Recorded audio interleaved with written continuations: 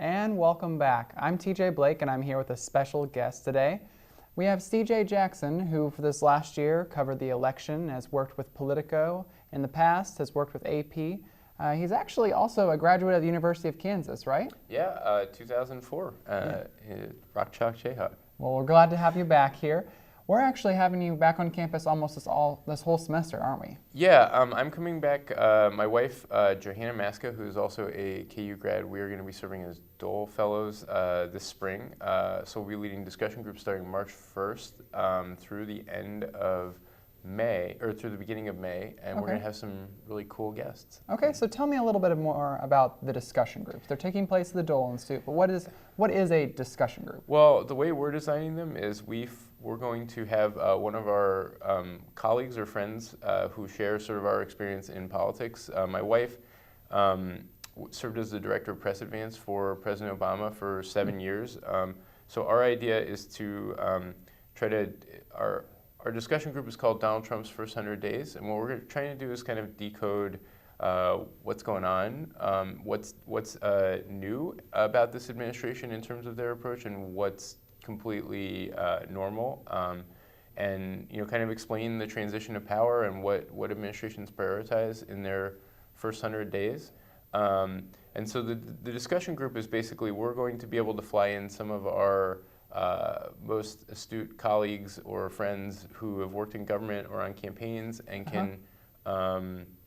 can share their knowledge with KU students, and we're going to frame it. It's going to be very light. We're going to have discussions and like hopefully lots and lots of student involvement, and have tell great stories and have all of the awesome questions that they're burning up with answered. That's awesome. It sounded like a laid-back opportunity to have conversations with really cool people. Yeah, I mean, when I was at KU, the main thing that I always wanted was to hear stories about people who were here and then went on to do things in the world. Yeah. And so because it gives you a sense of where you can go. Not that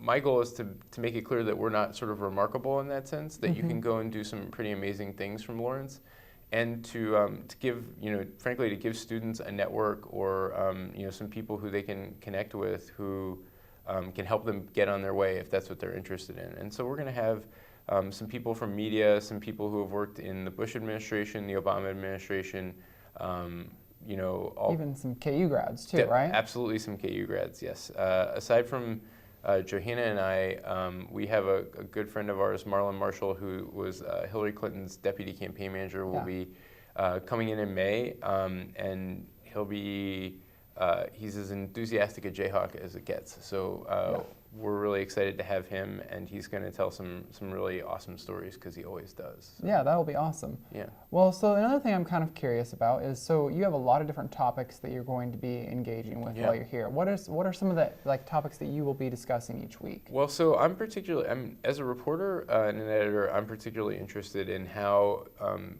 any administration forms its relationship with the media, but particularly, given the early days of President Trump's, administration, his interactions with the media. And this is kind of a relationship that sort of stretches across the 2012, the 2016 campaign. He's had a contentious relationship with the press. And so how that relationship forms, what changes or what doesn't, and frankly, what's unique or not unique about that is something that I'm really interested in looking at. I know also we just want to give students a sense of what it's like to work in the White House. And so one of our guests who's coming, Rohan Patel, was worked at a bunch of different levels in the Obama administration, but he has this really unique perspective because he was kind of a day one aide in the administration. And he can talk about the level of intensity and kind of, what it's like to be in the room when an administration is kind of at its most effective, but also its most fevered and kind of craziest state because you're still putting the government together. Yeah, absolutely. And so I'm actually kind of curious. One of the first things you mentioned was the relationship between the press and with President Trump. So one of the recent events that we just had happen was the inauguration in comparison to the Women's March. And so a lot of us have seen the photos that compare, the inauguration numbers with the Women's March, and pretty famously now we've seen Sean Spicer come out and say that there were way more people at the inauguration than ever had been an inauguration before. What do you think the relationship is going to be like between the press and between President Trump? Boy, it's hard to predict. It's hard to predict how everything will go, but what I would say is that President Trump has always had, throughout his candidacy and frankly throughout his life, he's had a distinctly love-hate relationship with the press. Yeah. He obviously, at various times, has thrived on media attention, but also has been litigious with people who write biographies of him and has different perspective on things. What I think is interesting to note is every president goes through a certain element of building their relationship with the press or establishing their boundaries.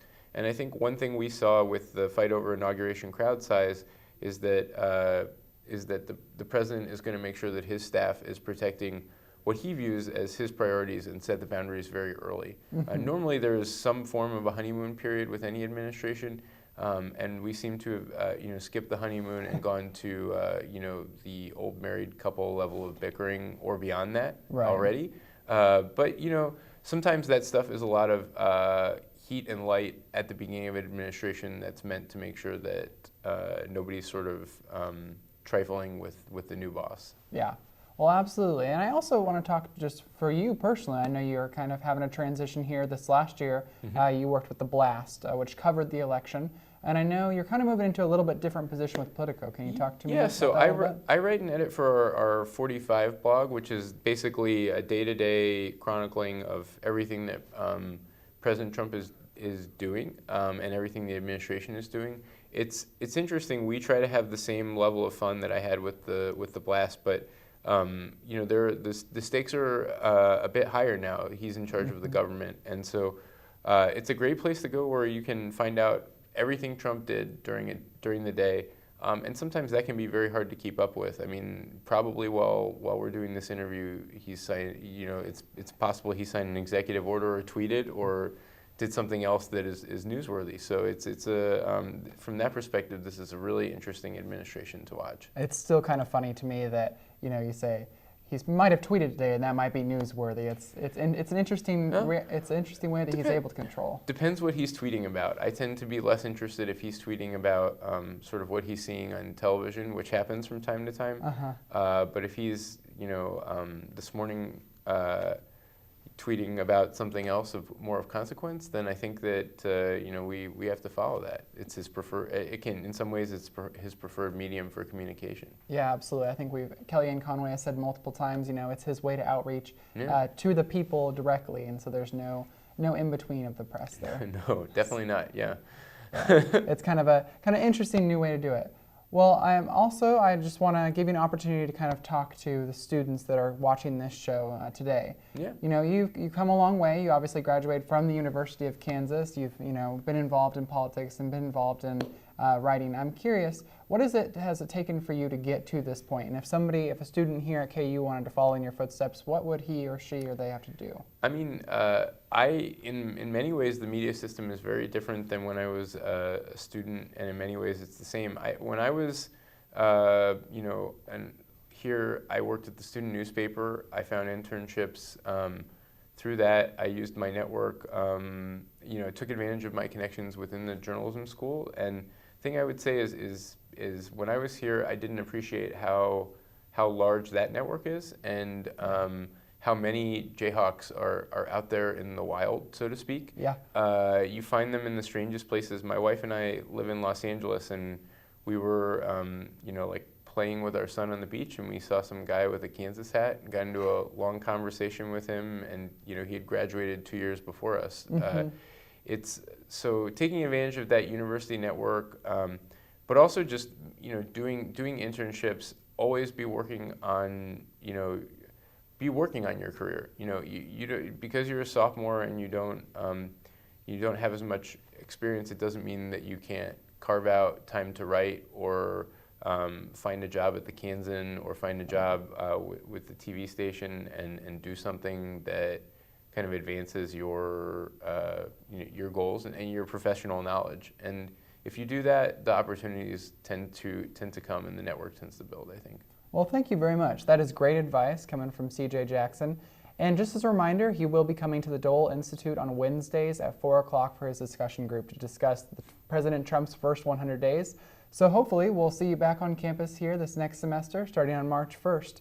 But for today, thank you very much for coming on the show. Oh, thank you. I appreciate it. Yeah.